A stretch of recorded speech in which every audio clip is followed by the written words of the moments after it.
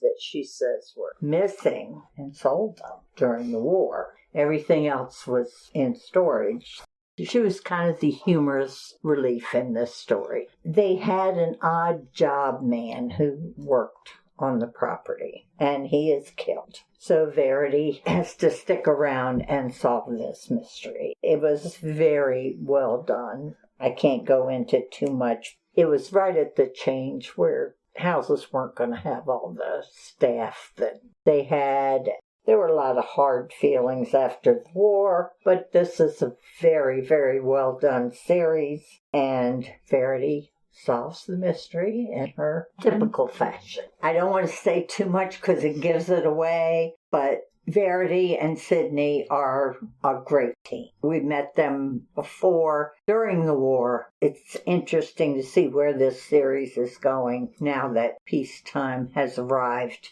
Anna Lee Huber. Her website is annaleehuber.com. Anna Lee Huber is the Daphne Award-winning author of the Lady Darby Mystery Series, as well as the Verity Kent series. She's a member of Mystery Writers of America, Sisters of Crime, and International Thriller Writers. She lives in Indiana with her husband, 2 young daughters, a troublemaking tabby cat named Pita. When not hard at work on her next novel, she enjoys reading, singing, travel, and spending time with her family. Very good. That's another great series. Yes, it is.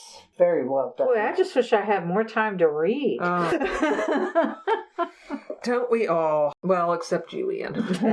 Well, I get paid to read right now.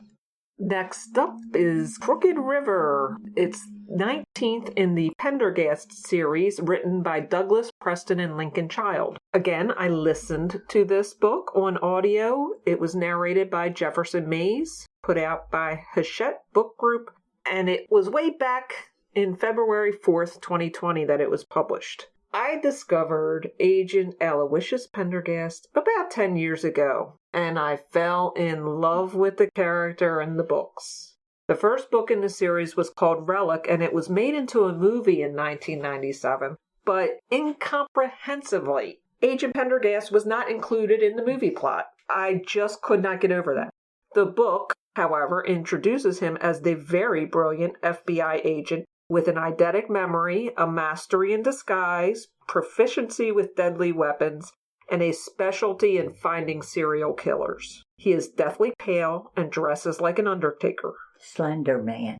Yeah, kind of. He enjoys only the finest things in life.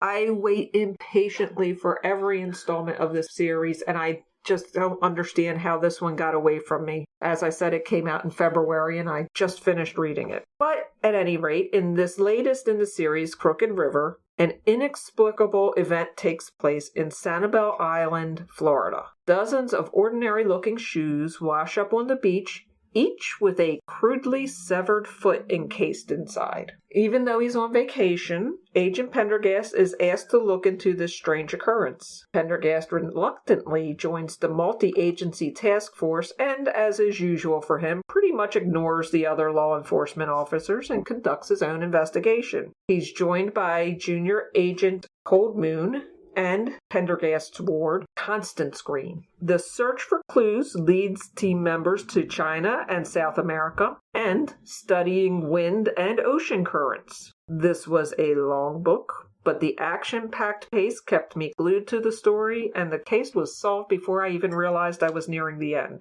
Jefferson Mays narrates the audiobook and does a wonderful job of keeping the suspense and momentum flowing seamlessly. Crooked River can be read as a standalone. I do recommend reading the series from the beginning so you can understand the backstory of the characters presented here. Coincidentally, very much like the Louise Penny book, was not including many of the recurring characters that have been in the series in the past in this particular installment. And I missed them, but I'm looking forward to meeting them all in future installments. Proctor, yeah.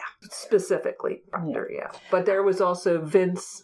Well, he had a heart attack. But he's still alive. And he's up writing his memoirs. As soon as I started reading this, I went, oh, that's the case in Washington State. I hadn't heard about that. Well, they never solved it. It's been happening over the last 5 or 6 years. So it's like still going on? Yeah, I they think so. still show up. Every once in a while, a foot will come up with a brand new sneaker.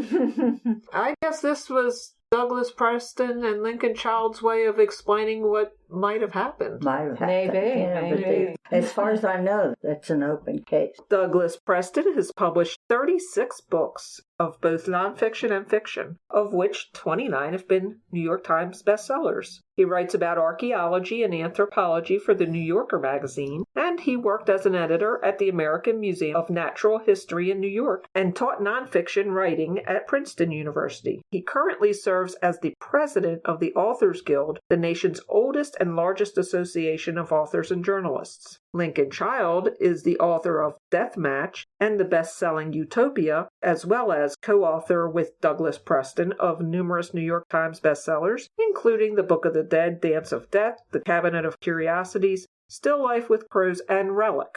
He lives with his wife and daughter in Morristown, New Jersey. Their website, and they have separate websites as well, but the website for the Pendergast series is PrestonChild.com. I am a subscriber to their newsletter, and I have to recommend it very highly because every so often it doesn't come out once a month like ours does. Sign up for our newsletter. But when they put out a newsletter, it has something really interesting. Like one of them had an interview with Pendergast. Oh. I really, really enjoy their newsletter. Sign up for that. And ours. Their books, I'm always waiting for the me next one. too. Yeah, I read that when it first came out, I guess. Well, thank you, Kathy, for reminding me that I have another book to read. My pleasure. We've given you 5 new books to check out, or 5 new series even. We hope you enjoy these episodes because we really do. We love talking about books all the time, but getting to share the love of certain books is just top on our lists. Trivia. Last week's question was, which author was awarded the Dame Commander of the British Empire award, but never told anyone about it? A. Agatha Christie, B. Daphne du Maurier, C. Dorothy L. Sayers, or D. Mary Roberts Rinehart? The answer is B. Daphne du Maurier. She was elevated to the Dame Commander of the British Empire in 1969.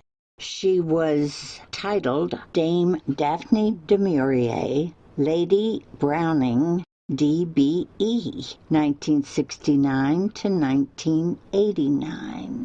But she never used the title. According to her biographer, Margaret Forster, she told no one about the award, so that even her children learned of it only from the newspapers. She thought of pleading illness for the investiture until her children insisted it would be a great day for the older grandchildren. So she went through with it, though she slipped quietly out afterwards to avoid the attention of the press. This week's question is, which mystery author refused to sell the film and television rights to her books because writing screenplays cured her of the desire to work in Hollywood? A. Donna Andrews, B. L.A. Chandler, C. Sue Grafton, or D. M.C. Beaton?